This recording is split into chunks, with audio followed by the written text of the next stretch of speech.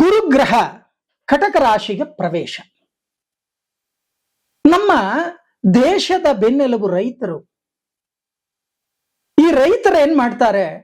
ಮಳೆ ಬರಬೇಕು, ಬೆಳೆ ಬರಬೇಕು, ಎಲ್ಲಾ ಕಡೆ ನೀರಾವರಿ ಮಾಡೋಕ್ಕಾಗಲ್ಲ.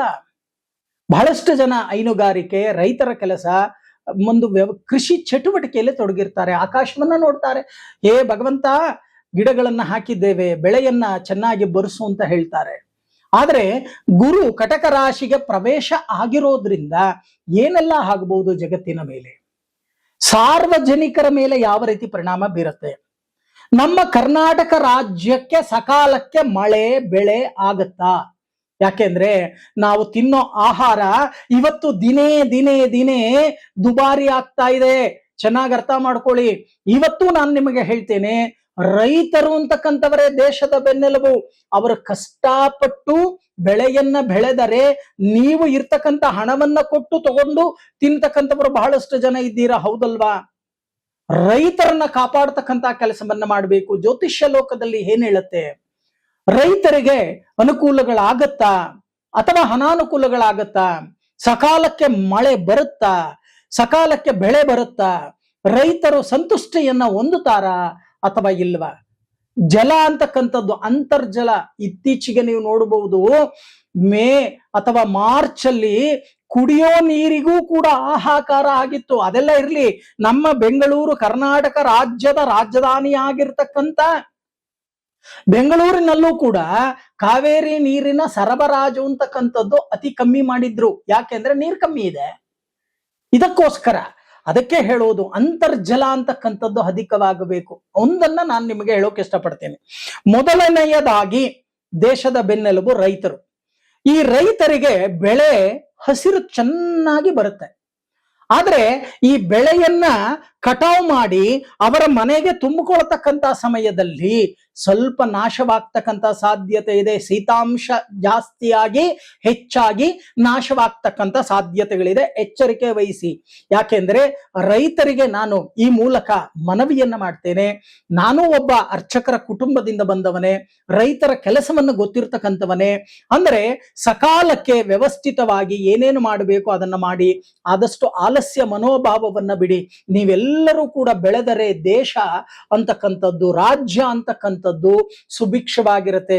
ನೀವೇನಾದರೂ ರೈತರು ಉದಾಸೀನತೆಯನ್ನ ಮಾಡಿದರೆ ದೇಶದಲ್ಲಿ ಸಂಕಷ್ಟಗಳು ಅಂತಕ್ಕಂಥದ್ದು ಅಧಿಕವಾಗುತ್ತೆ. ದಯಮಾಡಿ ನಾನು ಮನವಿಯನ್ನ ಮಾಡ್ತೇನೆ, ಆದಷ್ಟು ಈ ದೇಶವನ್ನ, ಈ ರಾಜ್ಯವನ್ನ, ಈ ರಾಜ್ಯದಲ್ಲಿ ಇರ್ತಕ್ಕಂಥ ಸಾರ್ವಜನಿಕರನ್ನ ಕಾಪಾಡ್ತಕ್ಕಂಥ ಶಕ್ತಿ ನಿಮ್ಮ ಕೈಯಲ್ಲಿದೆ. ಸ್ವಲ್ಪ ಆದಷ್ಟು ಬೆಳೆಗಳನ್ನ ಸರಿಯಾದ ಒಂದು ಸಮಯದಲ್ಲಿ ಬೆಳೆಗಳನ್ನ ಹಾಕಿ. ಅಂದ್ರೆ ನೀರಿಗೇನು ತೊಂದರೆ ಇರಲ್ಲ. ಅಂದ್ರೆ ಸಕಾಲಕ್ಕೆ ಅಂತಕ್ಕಂಥದ್ದು ಬರಲ್ಲ ಮಳೆ. ಮುಂಗಾರು ಅಂತಕ್ಕಂಥದ್ದು ನಿಧಾನವಾಗತ್ತೆ, ಹಿಂಗಾರು ಅಂತಕ್ಕಂಥದ್ದು ಚೆನ್ನಾಗಿ ಬರುತ್ತೆ. ಆದರೆ ಈ ಒಂದು ಕಾರ್ತೀಕ ಮಾಸ ಅಥವಾ ನವೆಂಬರ್ ಡಿಸೆಂಬರ್ ಅಲ್ಲಿ ಏನಾಗತ್ತೆ, ಈ ಗುರುಗ್ರಹ ಕಟಕ ರಾಶಿಯಲ್ಲಿ ಸಂಚಾರವನ್ನ ಮಾಡೋದ್ರಿಂದ ಸ್ವಲ್ಪ ಹಿಮ ಜಾಸ್ತಿ ಆಗ್ತಕ್ಕಂಥದ್ದು ಇರ್ಬೋದು, ಚಳಿ ಜಾಸ್ತಿ ಆಗ್ತಕ್ಕಂಥದ್ದು ಇರ್ಬೋದು, ಅಥವಾ ಈ ರಾಗಿ, ಜೋಳ, ಈ ಭತ್ತ ಇದೆಲ್ಲ ಕರಗೋಗ್ತಕ್ಕಂಥದ್ದು ಇರ್ಬೋದು, ಅಥವಾ ಕೀಟಗಳು ಅಧಿಕವಾಗ್ತಕ್ಕಂಥದ್ದು ಇರ್ಬೋದು. ಇವೆಲ್ಲವನ್ನೂ ಕೂಡ ನೋಡಿಕೊಂಡು ನಮ್ಮ ದೇಶವನ್ನ, ನಮ್ಮ ರಾಜ್ಯವನ್ನ ಕಾಪಾಡಿ ಅಂತ ಹೇಳಿ ಇಂಥ ಒಂದು ಸಂದರ್ಭದಲ್ಲಿ ನಾನು ಪ್ರಾರ್ಥನೆಯನ್ನ ಮಾಡ್ತೀನಿ ರೈತ ಮಹಾನುಭಾವರಿಗೆ. ಇನ್ನು ಸಾರ್ವಜನಿಕ ಕ್ಷೇತ್ರದಲ್ಲಿ ಏನಾಗುತ್ತೆ, ಇದು ಮುಖ್ಯ ಇಂಪಾರ್ಟೆಂಟ್. ದಿನವೆಲ್ಲ ದುಡಿದು ಮನೆಗೆ ಬಂದ್ರೆ ಮನೆಯಲ್ಲಿ ಕುಟುಂಬದಲ್ಲಿ ಶಾಂತಿ ಅಂತಕ್ಕಂಥದ್ದು ಬೇಕು. ಅದಕ್ಕೆ ಹೇಳೋದು, ಅಂಬ್ಲಿ ಕುಡಿಲಿ, ತುಂಬೆ ಸೊಪ್ಪು ತಿನ್ಲಿ, ನೆಮ್ಮದಿಯಾಗಿರ್ಬೇಕಂತೆ. ಆ ನೆಮ್ಮದಿ ಅಂತಕ್ಕಂಥದ್ದು ಇಲ್ಲ ಅಂತ ಅಂದ್ರೆ ಮನುಷ್ಯನಿಗೆ ತೊಂದರೆ ಆಗತ್ತೆ. ಹಾಗಾದ್ರೆ ಈ ನೆಮ್ಮದಿ ಹಾಳಾಗ್ತಕ್ಕಂಥ ಕೆಲಸ ಗುರುಗ್ರಹದಿಂದ ಆಗತ್ತಾ? ಆದ್ರೆ ಚೆನ್ನಾಗಿ ಅರ್ಥ ಮಾಡ್ಕೊಳ್ಳಿ. ಗುರು ಕಟಕ ರಾಶಿಯಲ್ಲಿ ಸಂಚಾರವನ್ನ ಮಾಡ್ತಾನೆ. ಕಟಕ ರಾಶಿಗೆ ಅಧಿಪತಿ ಯಾರು? ಚಂದ್ರ. ಚಂದ್ರನನ್ನ ಮಾತೃಕಾರಕ ಅಂತ ಕರಿತೀವಿ, ಮನಸ್ಕಾರಕ ಅಂತ ಕರಿತೀವಿ, ಜಲಕಾರಕ ಅಂತ ಕರಿತೀವಿ. ಚೆನ್ನಾಗಿ ಅರ್ಥ ಮಾಡ್ಕೊಳ್ಳಿ. ಇವತ್ತು ನಮ್ಮ ಶರೀರದಲ್ಲಿ ಲಿಕ್ವಿಡ್ ಅಂತಕ್ಕಂಥದ್ದು 70 to 80% ಇದೆ. ಲಿಕ್ವಿಡ್ ವೇರಿವೇಶನ್ ಆದಾಗ ನಮ್ಮ ಮನಸ್ಸಿನ ಪರಿಸ್ಥಿತಿಯು ಕೂಡ ವೇರಿವೇಶನ್ ಆಗುತ್ತೆ. ಕಲಹಗಳು ಮಾಡ್ಕೊಂಡ್ಬಿಡ್ತೀರಾ, ಮಾತಿಗೆ ಮಾತು ಬೆಳೆಸ್ತೀರಾ, ಈಗೋ ಅಂತಕ್ಕಂಥದ್ದು, ನಾನು ಅಂತಕ್ಕಂಥದ್ದು ಅಧಿಕವಾಗತ್ತೆ. ಇಂಥ ಒಂದು ಅಧಿಕವಾಗ್ತಕ್ಕಂಥದ್ದನ್ನ ಆದಷ್ಟು ತಾಮಸಗೊಳಿಸ್ತಕ್ಕಂಥ ಕೆಲಸವನ್ನ ಮಾಡಿ ಸಾರ್ವಜನಿಕ ಕ್ಷೇತ್ರದಲ್ಲಿ.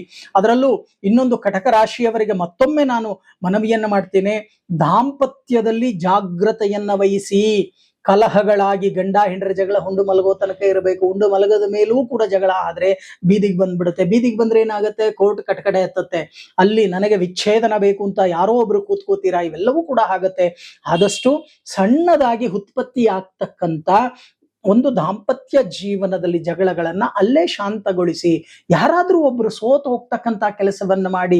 ನಿಮ್ಮ ತಂದೆ ತಾಯಿಗಳು, ನಿಮ್ಮ ತಾತ ಅಜ್ಜಿಂದಿರು ಅವರು ಸೋತು ಸಂಸಾರವನ್ನ ಮಾಡಿದ್ದಕ್ಕೆ ಇವತ್ತು ನಾವು ನೀವೆಲ್ಲರೂ ಕೂಡ ಚೆನ್ನಾಗಿದ್ದೇವೆ. ಅರ್ಥ ಮಾಡ್ಕೊಳ್ಳಿ. ಇವತ್ತು ಮೂಗಿನ ಮೇಲೆ ಕೋಪ ಎಲ್ಲರಿಗೂ ಬರುತ್ತೆ. ಆದರೆ ಈ ಗುರು ಏನ್ ಮಾಡ್ತಾನೆ, ಕಟಕ ರಾಶಿಯಲ್ಲಿ ಸಂಚಾರವನ್ನ ಮಾಡ್ತಕ್ಕಂಥ ಸಮಯದಲ್ಲಿ ಸ್ವಲ್ಪ ದಾಂಪತ್ಯದಲ್ಲಿ ವೇರಿವೇಶನ್ ಅಂತಕ್ಕಂಥದ್ದು ಬರುತ್ತೆ. ಹೆಚ್ಚಾದ ಅಕ್ರಮ ಸಂಬಂಧಗಳು ಅಂತಕ್ಕಂಥದ್ದು ಅಧಿಕವಾಗತ್ತೆ. ಇವೆಲ್ಲವೂ ಕೂಡ ಕಂಡು ಬರುತ್ತೆ. ಹಾಗಾಗಿ ಜಾಗೃತೆಯನ್ನು ವಹಿಸ್ತಕ್ಕಂಥ ಕೆಲಸವನ್ನ ಮಾಡಿ. ನೀವು ಕೂಡ ನಾನು ಹೇಳ್ತಕ್ಕಂಥದ್ದು, ರೈತರಿಗೆ ನಾನು ನಮನವನ್ನ ಸಲ್ಲಿಸಿ ಹೇಳ್ತೀನಿ, ದಂಪತಿಗಳಿಗೆ ನಮನವನ್ನ ಸಲ್ಲಿಸಿ ಹೇಳ್ತೀನಿ. ನನ್ನ ಶ್ರೀಮದ್ ರಾಮಾನುಜ ಗೋಶಾಲೆಯಲ್ಲಿ ಜೂನ್ 1ನೇ ತಾರೀಕು ಸೋಮವಾರ ಬೆಳಗ್ಗೆ 10:30 ಸರಿಯಾಗಿ ಪ್ರಾರಂಭವಾಗತ್ತೆ ಸಾಮೂಹಿಕ ಗುರುಶಾಂತಿ ಹೋಮ. ಆ ಗುರುಶಾಂತಿ ಹೋಮದಲ್ಲಿ ಭಾಗಿಯಾಗಿ ನಿಮಗೆ ಆ ಗುರು ಬಲ ಪ್ರಾಪ್ತಿಯಾಗಲಿ ಅಂತ ಹೇಳಿ ನಾನು ಕೂಡ ಪ್ರಾರ್ಥನೆಯನ್ನ ಮಾಡ್ತೇನೆ. ದಾಂಪತ್ಯದಲ್ಲಿ ಹೊಡಕಗಳು ಉಂಟಾಗದ ರೀತಿ ದಾಂಪತ್ಯ ನಡೆಯಲಿ, ಸುಖ ಜೀವನ ಅಂತಕ್ಕಂಥದ್ದಿರಲಿ. ನಿಮ್ಮ ಕುಟುಂಬದಲ್ಲಿ ಕೌಟುಂಬಿಕ ಅನ್ಯೂನ್ಯತೆ, ದಾಂಪತ್ಯ ಅನ್ಯೂನ್ಯತೆ ವೃದ್ಧಿಸಲಿ. ಮತ್ತೆ ಕೌಟುಂಬಿಕ ಅನ್ಯೂನ್ಯತೆ ವೃದ್ಧಿಸಲಿ. ನಿಮ್ಮ ಮಕ್ಕಳಿಗೆ ಬರ್ತಕ್ಕಂಥ ಅಜ್ಞಾನ ದೋಷ ನಿವಾರಣೆಯಾಗಲಿ. ಸುಜ್ಞಾನ, ಒಳ್ಳೆಯ ಜ್ಞಾನ ಅಂತಕ್ಕಂಥದ್ದು ಬರಲಿ. ಒಳ್ಳೆಯ ಸತ್ಕಾರ್ಯಗಳನ್ನ ಕಲಿಯಲಿ. ಸುಖ ಜೀವನವನ್ನ ಮಾಡಲಿ. ಆಯಸ್ಸು ಅಭಿವೃದ್ಧಿಯಾಗಲಿ, ಆರೋಗ್ಯ ಅಭಿವೃದ್ಧಿಯಾಗಲಿ ಅಂತ ಹೇಳಿ ನಾನು ಕೂಡ ಆ ಬೃಹಸ್ಪತಿ ಗ್ರಹನನ್ನ ಪ್ರಾರ್ಥನೆಯನ್ನ ಮಾಡ್ತೇನೆ. ಬಹಳಷ್ಟು ಜನರಿಗೆ ಆತಂಕ ಅಂತಕ್ಕಂಥದ್ದು ಈಗಾಗಲೇ ಬಂದಿದೆ. ಅಯ್ಯೋ, ಗುರು ಸ್ಥಾನ ಪಲ್ಲಟವನ್ನ ಮಾಡ್ತಾ ಇದ್ದಾನೆ, ನಮ್ಮ ರಾಶಿ ಏನಾಗುತ್ತೋ, ನಮ್ಮ ರಾಶಿಗೆ ಏನ್ ದೋಷಗಳು ಬರುತ್ತೋ, ಗುರುಬಲ ಬರುತ್ತೋ, ಗುರುಬಲ ಬರಲ್ವೋ, ಏನೆಲ್ಲ ಆಗಬಹುದು ಅನ್ನೋ ಯೋಚನೆಗಳನ್ನ ಮಾಡ್ತಾ ಇದ್ದೀರಾ. ಮುಖ್ಯವಾಗಿ ಅರ್ಥ ಮಾಡ್ಕೊಳ್ಳಿ, ಯಾವ ರಾಶಿಯವರಿಗೆ ದೋಷ, ಯಾವ ರಾಶಿಯವರು ಗುರುಬಲವನ್ನ ಕಳ್ಕೋತಾ ಇದ್ದೀರಾ, ಯಾವ ರಾಶಿಯವರಿಗೆ ಗುರುಬಲ ಅಂತಕ್ಕಂಥದ್ದು ಬರ್ತಾ ಇದೆ. ಈ ಗುರುಗ್ರಹದಿಂದ ಯಾರಿಗೆಲ್ಲ ಅನುಕೂಲಗಳಾಗತ್ತೆ, ಅನಾನುಕೂಲಗಳಾಗತ್ತೆ ಅಂತಕ್ಕಂಥ ವಿಚಾರವನ್ನ ನಾವು ನೋಡಿದಾಗ, ಮೊದಲಿಗೆ ದೋಷಯುಕ್ತ ರಾಶಿಗಳನ್ನ ನಾವು ನೋಡಿದಾಗ ನೋಡಿ, ಮೇಷ ರಾಶಿಯವರಿಗೆ ಗುರು ಬಲವನ್ನ ಕಳ್ಕೋತಾ ಇದ್ದೀರಾ. ವೃಷಭ ರಾಶಿಯವರು ಗುರುಬಲವನ್ನ ಕಳ್ಕೋತಾ ಇದ್ದೀರಾ. ಕಟಕ ರಾಶಿಯವರು ಗುರುಬಲ ಕಳ್ಕೋತಾ ಇದ್ದೀರಾ. ಸಿಂಹ ರಾಶಿಯವರು ಗುರುಬಲ ಕಳ್ಕೋತಾ ಇದ್ದೀರಾ. ತುಲಾ ರಾಶಿಯವರು ಗುರುಬಲ ಕಳ್ಕೋತಾ ಇದ್ದೀರಾ. ಧನುಸು ರಾಶಿಯವರು ಗುರುಬಲ ಕಳ್ಕೋತಾ ಇದ್ದೀರಾ. ಮತ್ತೆ ಕುಂಭ ರಾಶಿಯವರು ಗುರುಬಲವನ್ನ ಕಳ್ಕೋತಾ ಇದ್ದೀರಾ. ಇನ್ನ ಯಾವ ರಾಶಿಯ ಗುರುಬಲ ಅಂತಕ್ಕಂಥದ್ದು ಬರುತ್ತೆ, ಮಿಥುನ ರಾಶಿಯವರಿಗೆ ಗುರುಬಲ ಬರುತ್ತೆ, ಕನ್ಯಾ ರಾಶಿಯವರಿಗೆ ಗುರುಬಲ ಬರುತ್ತೆ, ವೃಶ್ಚಿಕ ರಾಶಿಯವರಿಗೆ ಗುರುಬಲ ಬರುತ್ತೆ, ಮಕರ ರಾಶಿಯವರಿಗೆ ಗುರುಬಲ ಬರುತ್ತೆ, ಮತ್ತೆ ಮೀನ ರಾಶಿಯವರಿಗೆ ಗುರುಬಲ ಬರುತ್ತೆ. ಹಾಗಾದ್ರೆ ಈ ಗುರುಬಲವನ್ನ ಕಳ್ಕೊಂಡಿರ್ತಕ್ಕಂಥವರಿಗೆ ಏನೆಲ್ಲಾ ಕಷ್ಟಗಳು ಬರುತ್ತೆ ಚೆನ್ನಾಗಿ ಅರ್ಥ ಮಾಡ್ಕೊಳ್ಳಿ. ಮೇಷ ರಾಶಿಯವರಿಗೆ ಅಧಿಪತಿ ಕುಜನಾಗ್ತಾನೆ. ಕುಜ ಮತ್ತೆ ಗುರು ಇವರಿಬ್ಬರು ಪರಸ್ಪರ ಮಿತ್ರರು. ಗುರು ಬಲ ಅಂತಕ್ಕಂಥದ್ದು ಬೇಕೇ ಬೇಕು ನಿಮಗೆ. ಮನಸ್ಸು ಸ್ಥಿಮಿತವಾಗಿ ಇರಲ್ಲ. ಮೇಷರಾಶಿಯವರಿಗೆ ಚಂಚಲತೆ ಅಂತಕ್ಕಂಥದ್ದು ಇರುತ್ತೆ. ಬಾಯಿಗೆ ಬಂದಿದ್ದನ್ನ ಮಾತಾಡೋಕ್ ಶುರು ಮಾಡ್ತೀರಾ. ಮನಸ್ಸಿನ ಮೇಲೆ ದುಷ್ಟ ಪರಿಣಾಮಗಳು ಬೀರುತ್ತೆ. ಮನಸ್ಸನ್ನ ಹತೋಟಿಯಲ್ಲಿ ಇಟ್ಕೊಳ್ತಕ್ಕಂಥ ಕೆಲಸವನ್ನ ಮಾಡಿ. ಇನ್ನು ವೃಷಭ ರಾಶಿಯವರನ್ನ ನಾವು ನೋಡಿದಾಗ, ವೃಷಭ ರಾಶಿಯವರಿಗೆ 3ನೇ ಮನೆಯಲ್ಲಿ ಗುರು ಸಂಚಾರವನ್ನ ಮಾಡ್ತಾರೆ. ಅನರ್ಥಗಳಾಗತ್ತೆ, ಮಿಸ್ಅಂಡರ್ಸ್ಟ್ಯಾಂಡ್ ಅಂತಕ್ಕಂಥದ್ದಾಗತ್ತೆ. ನೀವು ಆಡುವ ಮಾತಿನ ಮೇಲೆ ನಿಗವನ್ನ ಇಟ್ಟು ಮಾತನಾಡ್ತಕ್ಕಂಥ ಕೆಲಸವನ್ನ ಮಾಡಿ. ಇನ್ನು ಕಟಕದಲ್ಲಿ ಗುರು ಪ್ರವೇಶವನ್ನ ಮಾಡ್ತಾನೆ. ಕಟಕದಲ್ಲೇ ಸಂಚಾರವನ್ನ ಮಾಡೋದ್ರಿಂದ ಕಟಕ ರಾಶಿಯವರಿಗೆ ಸ್ಥಾನ ಭ್ರಷ್ಟತ್ವ, ಅಕ್ಕಪಕ್ಕದವರಿಂದಾನೋ ಸಂಬಂಧಗಳಿಂದಾನೋ ಬಂಧುಗಳಿಂದಾನೋ ಸ್ಥಾನ ಭ್ರಷ್ಟತ್ವ, ಕೆಟ್ಟ ಕೆಟ್ಟ ಹೆಸರುಗಳು, ಕೀರ್ತಿ ನಾಶವಾಗ್ತಕ್ಕಂಥದ್ದು ಕಂಡು ಬರುತ್ತೆ. ಎಚ್ಚರಿಕೆ ವಹಿಸಿ. ಇನ್ನು ಸಿಂಹ ರಾಶಿಯವರಿಗೆ ಗುರು ಬಲವನ್ನು ಕಳ್ಕೊತಾ ಇದ್ದೀರಾ, ನಷ್ಟದಲ್ಲಿ ಗುರು. ನೀವು ಕುಟುಂಬದಲ್ಲಾಗಲಿ, ಆಸ್ತಿಪಾಸ್ತಿಗಳಲ್ಲಾಗಲಿ, ಉದ್ಯೋಗದಲ್ಲಾಗಲಿ ನಷ್ಟಗಳನ್ನ ಅನುಭವಿಸಬೇಕಾಗತ್ತೆ. ಎಚ್ಚರಿಕೆಯನ್ನ ವಹಿಸಿ. ಇನ್ನ ತುಲಾ ರಾಶಿಯವರಿಗೆ ಕರ್ಮಸ್ಥಾನದಲ್ಲಿ ಗುರು ಸಂಚಾರವನ್ನ ಮಾಡ್ತಾನೆ. ಎಷ್ಟಲ್ಲಿ? ಕರ್ಮಸ್ಥಾನದಲ್ಲಿ ಗುರು ಸಂಚಾರವನ್ನ ಮಾಡ್ತಾನೆ. ಯಾರಿಗೆ? ತುಲಾ ರಾಶಿಯವರಿಗೆ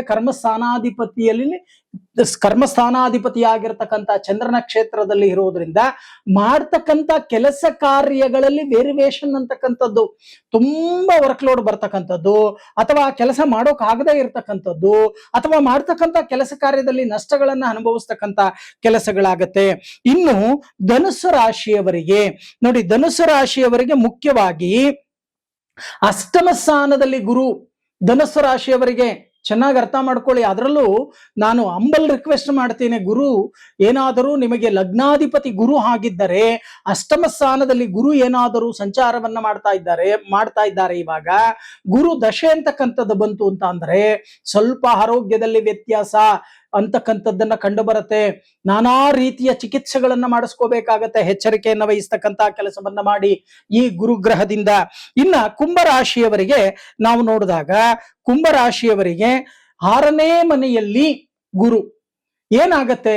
ಶತ್ರು ಬಾಧೆ, ದೃಷ್ಟಿದೋಷ, ಇದು ಎರಡೂ ಕೂಡ ಕೆಲಸ ಮಾಡುತ್ತೆ.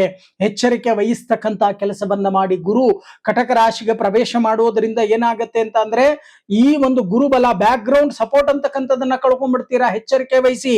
ಇನ್ನು ಬಲ ಅಂತಕ್ಕಂಥದ್ದು ಬರೋದು ಮಿಥುನ ರಾಶಿಗೆ ಧನಭಾವದಲ್ಲಿ ಗುರು ಬರ್ತಾನೆ, ಶುಭ ಫಲಗಳನ್ನ ಕೊಡ್ತಾನೆ ಮಿಥುನ ರಾಶಿಯವರಿಗೆ.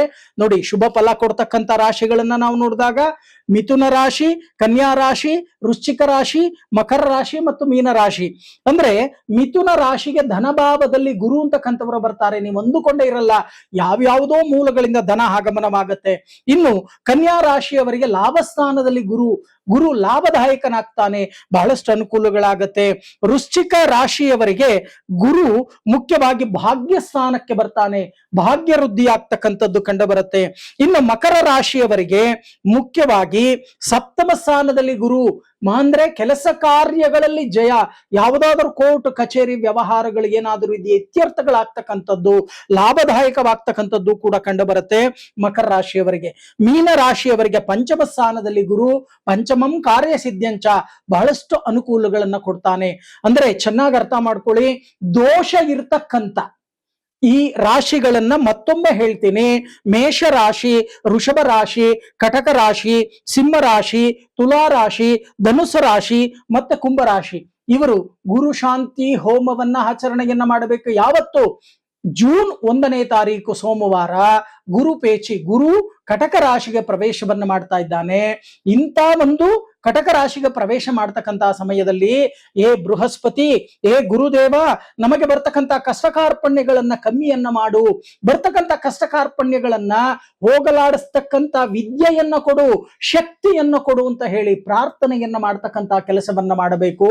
ಅದಕ್ಕೋಸ್ಕರನೇ ನನ್ನ ಶ್ರೀಮದ್ ರಾಮಾನುಜ ಗೋಶಾಲೆ, ಶೆಟ್ಟಿಹಳ್ಳಿ ಗ್ರಾಮ, ನುಗ್ಗೇಹಳ್ಳಿ ಹೋಬಳಿ, ಚನ್ನರಾಯಪಟ್ಟಣ ತಾಲೂಕು, ಹಾಸನ ಜಿಲ್ಲೆಯಲ್ಲಿ ಸಾಮೂಹಿಕ ಗುರು ಶಾಂತಿ ಹೋಮವನ್ನ ವಿಜೃಂಭಣೆಯಿಂದ ನಾನು ಏರ್ಪಡಿಸಿದ್ದೇನೆ. ನಿಮಗಳಿಗೋಸ್ಕರ ನಿಮಗೆ ಸುಖ ಅಂತಕ್ಕಂಥದ್ದು ಲಭ್ಯವಾಗಲಿ, ಬರ್ತಕ್ಕಂಥ ಕಷ್ಟ ಕಾರ್ಪಣ್ಯಗಳು ದೂರವಾಗಲಿ ಅಂತ ಹೇಳಿ ಇದನ್ನ ಆಯೋಜನೆಯನ್ನ ಮಾಡಿದ್ದೇನೆ. ಬನ್ನಿ, ನೀವೇ ಕೂತು ಹೋಮದಲ್ಲಿ ಸಂಕಲ್ಪವನ್ನ ಕೊಟ್ಟು ವ್ಯವಸ್ಥಿತವಾಗಿ ಗುರು ಶಾಂತಿ ಹೋಮವನ್ನ ಮಾಡ್ತಕ್ಕಂಥ ಕೆಲಸವನ್ನ ಮಾಡಿ.